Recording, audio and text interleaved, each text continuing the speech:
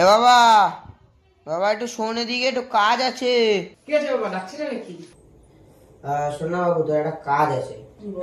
বলছি এই টাকাটা ধর, আর সামনে যে কালীপুরের চালাটা, ওটা সামনে মাঠে গিয়ে একটু দিয়ে আসিস। হ্যাঁ ঠিক আছে বাবা, ঠিক আছে। বাবা তো টাকাটা দিল, এটা দিয়ে কিছু খেয়ে আসি। চল চল। এ বাবা, এ ভাই, কালীপুরের চালাটা দিবি না ভাই? একটু পড়াটা বাদ দিয়ে দেবে। ঠিক আছে। A few moments later.